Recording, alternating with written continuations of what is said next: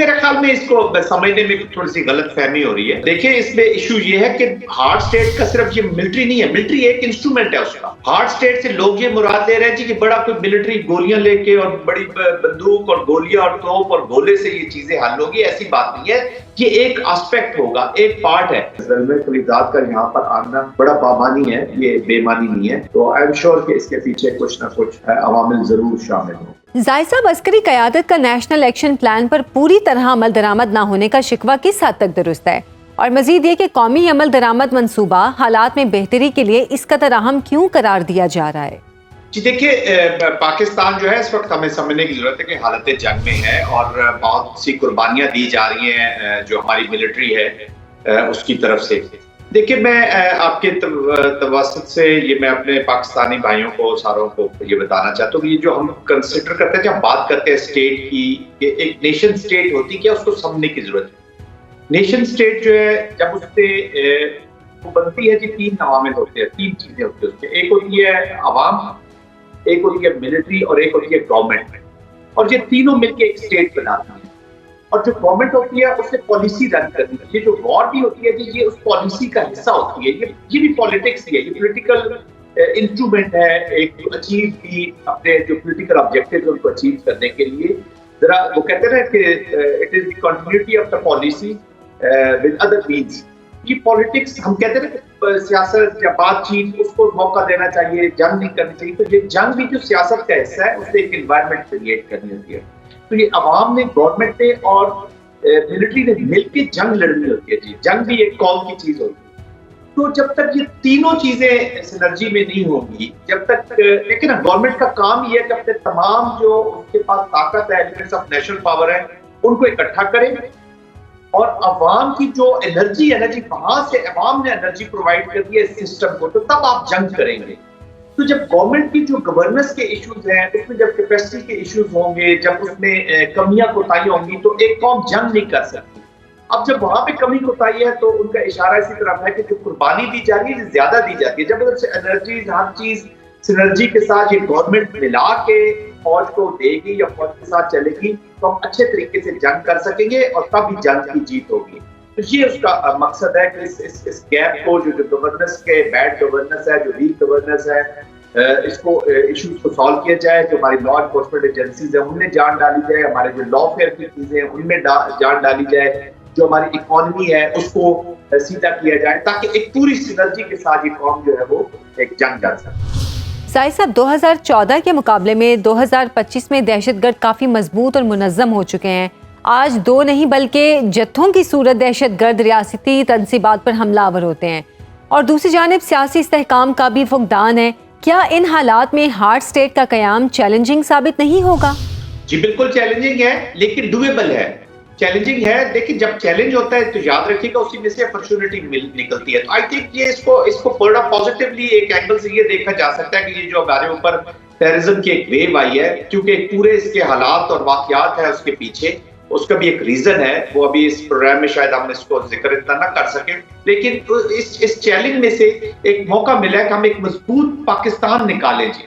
اور اس کے لیے ہمیں جو بھی اپنی کمیاں کوتاہیاں ہیں، چاہے ہماری پولیٹیکل پولرائزیشن ہے، یا اکنامک ویکنیسز ہیں، یا ہمارے اور گورننس کے ایشوز ہیں، یا ہماری جو کولیبریشن ہے، کوآپریشن ہے، انڈرسٹینڈنگ ہے، جو ویکنیسز ہیں، تو ہارڈ اسٹیٹ کا یہی مطلب ہوتا ہے کہ ایک اچھا سینٹرلائز کنٹرول ہو، اپنا لا فیئر آپ کا بہت اچھا ہو، اور سختی کے ساتھ انفورسمنٹ آف لاز ہو، تاکہ ہم اس کو آگے ایک ہارڈ اسٹیٹ بنا کے پاکستان کو جو رسپونڈ کر سکتی ہو. It should not be like a soft state کہ ہر کوئی جو ہے وہ پاکستان میں اپنے تجربات کر رہا ہے، ایک سینرجی نہیں ہے، باہر سے عوامل ہمارے اوپر اثر انداز ہو رہے ہیں. تو آئی تھنک یہ بہت اچھا موقع ہے. اور آپ جیسے پہلے پوچھا تھا کہ نیشنل ایکشن پلان کا، آئی تھنک وہ ایک قوم کی ایک امنگوں کو سامنے ظاہر کرے گا کہ اس قوم میں جنگ لڑنے کا، اپنے پولیٹیکل آبجیکٹیوز حاصل کرنے کا، اگر اس کا اچھے طریقے سے عمل درآمد کرتے ہیں اور کوئی بھی ایلیمنٹ اگر اس میں شامل نہیں ہوگا، تو پھر ہم ایک جو اس کے ریکوائرڈ ریزلٹس ہیں وہ ہم کبھی بھی حاصل نہیں کر سکیں گے.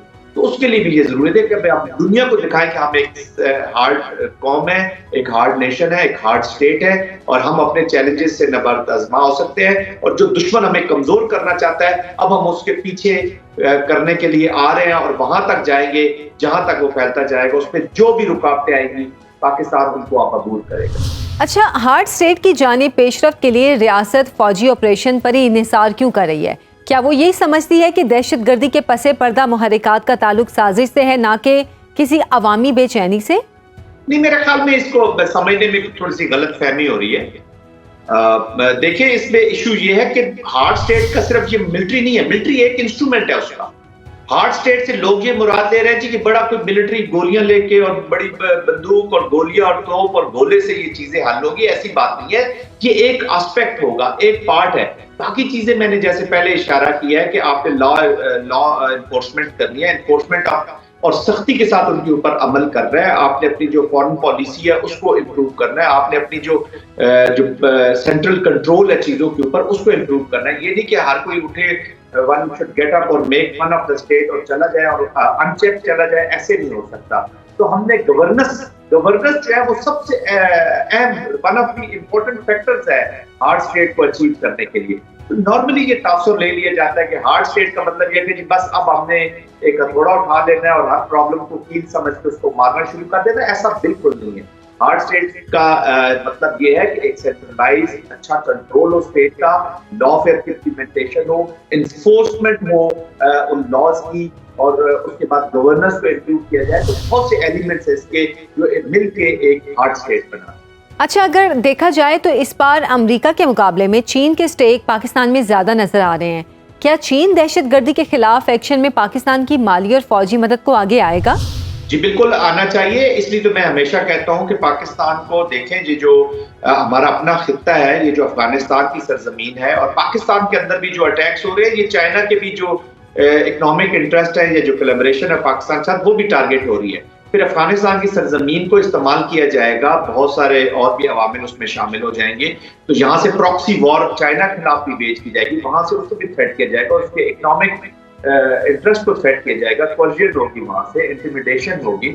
تو جتنے بھی ڈپلومیٹک ٹولز ہیں وہ وہاں سے استعمال ہو گئے۔ تو اس لیے چائنا کو، رشیا کو، سینٹرل ایشیا کو، پاکستان جیسی کنٹریز کو، پھر جو ہمارے ریجن میں سری لنکا ہے، بنگلہ دیش ہے، یہ بھی سارے وکٹم ہوتے ہیں۔ ہمیں ایک کولیبریشن کرنی ہے، ہمیں ریجنل الائنس کریٹ کرنا ہے اور اس کو کمبیٹ کرنا ہے۔ اور چائنا، دیکھیں چائنا ڈکلیئرڈ مین کمپیٹیٹر ہے، چائنا واشنگٹن کا ایک ڈکلیئرڈ کمپیٹیٹر ہے، جس کے بارے میں وہ کہتا ہے کہ اس میں ول بھی ہے، کیپیسٹی بھی ہے اور کیپیبلٹی بھی ہے to alter the world order. تو چائنا کے اوپر تو بڑی سیریس اپلیکیشن ہوئی، اور یہ ٹیررزم ایک واحد ٹول ہے جس میں ڈینائی کرتے ہوئے کہ کون کون سے عوامل شامل ہیں، وہ چھپ کر چائنا کی ترقی کو، چائنا کی پروگرس کو روک سکتے ہیں۔ آئی تھنک اگر چائنا کو اندازہ ہے اس خطرے کا جو یہاں سے ڈیولپ، تو اس کے لیے بالکل پاکستان کے ساتھ کولیبریشن آج تو شاید اس کی آپ لوگوں کو سمجھ آ رہی ہو، لیکن آج نہیں تو کل اس میں کولیبریشن ہے تو ہونا ہی ہونا ہے، کیونکہ جوائنٹلی جب ہم اس ریس کو لڑیں گے تو سکسیس کا جو پرسنٹیج ہے وہ بہت امپروو ہوتا ہے۔ اچھا زاہد صاحب، 2 روز پہلے امریکی وفد کی افغانستان آمد بظاہر امریکی ایئر میکینک کی رہائی کے لیے تھی، لیکن غور طلب ہے کہ امریکی ڈپلومیٹ زلمے خلیل زاد بھی عام سے وفد کا حصہ تھے۔ کیا زلمے کی افغانستان آمد خطے میں امریکہ کی کسی نئی دلچسپی کا آغاز تو نہیں؟ جی بالکل دلچسپی ہے، تو یہاں پہ موجود ہے۔ دیکھیں امریکہ جو ہے دنیا کا کوئی بھی حصہ ہو، اس کی پالیٹکس سے، اس کی ایکٹیویٹی سے کبھی الوف نہیں رہ سکتا۔ سپر پاور ہے اس وقت، ملٹی پولیرٹی کی طرف ورلڈ جا تو رہا ہے، لیکن اس وقت یونی پاور ہی ہے جی اس وقت امریکہ۔ تو وہ دنیا کا کوئی بھی خطہ ہو، کوئی بھی ملک ہو، کہیں بھی پرابلمز ہو یا جو بھی ہے، وہ امریکن پریزنس ڈائریکٹلی اور انڈائریکٹلی رہتی ہے۔ ان کی کمانڈ سٹرکچر دیکھ لیں جی، کوئی ایسٹرن کمانڈ ہے، کوئی سینٹرل کمانڈ ہے، کوئی ویسٹرن کمانڈ تھی، ابھی انڈو پیسفک انہوں نے کریٹ کیا ہے۔ تو دیکھیں ان کی کمانڈ پورے ورلڈ کو میپ کر کے رکھتی ہیں، اس کے ساتھ ایکٹیویٹیز رکھتی ہیں۔ اور زلمے خلیل زاد جو پاسٹ میں ایک اہم رکن رہے ہیں ان کی نیگوسیشن ٹیم کا، پھر دوحہ کے بعد بھی آپ دیکھ رہے ہیں کہ اس کے بعد بہت ساری چیزیں ہونے والی ہیں، اور وہاں سے تھریٹ بھی اسٹیبلش ہو رہا ہے، کیونکہ 2 چیزیں اسپیشلی جو ویپنز ایمونیشن امریکن یہاں پہ چھوڑ کے گئے ہیں $7 بلین کا وہ، اور ایک ہیپ ہیزرڈ وڈرال کر کے گیا ہے، اور پھر وہاں سے چونکہ ٹیررزم جنم لے رہا ہے، دنیا میں کئی بھی ٹیررزم کا ایکٹ ہوتا ہے کہ خاص طور پہ پاکستان کے بیچ میں، تو وہاں M16 M4 نائٹ ویژن یہ وہ نیٹو کوڈڈ ویپنز ہیں جو امریکن یہاں سے وڈرال کے وقت چھوڑ کے گئے ہیں، تو ان کی بھی بدنامی ہو رہی ہے، تو وہ اس کانٹیکسٹ میں ان سے رابطے میں رہیں گے، اور آف کورس امریکنز اگر سامنے نہ بھی ہو کے رابطے میں رہے، ان کی جو ایجنسیز ہیں CIA وغیرہ ڈفرینٹ ایجنسیز ہیں، وہ کہیں نہ کہیں بیک یارڈ میں کنیکشنز میں ضرور رہتی ہیں، اور یہ ایک نارم ہے پوری دنیا کا کہ اس کے بیک یارڈ میں یا اس کے بیک گراؤنڈ میں کچھ نہ کچھ ایسے سسٹم چلتے رہتے ہیں جہاں پہ کانٹیکٹ اسٹیبلش ہوتے ہیں. تو آف کورس زلمے خلیزات کا یہاں پر آنا بڑا بامانی ہے، یہ بے معنی نہیں ہے، تو آئی ایم شیور کہ اس کے پیچھے کچھ نہ کچھ عوامل ضرور شامل ہوں گے.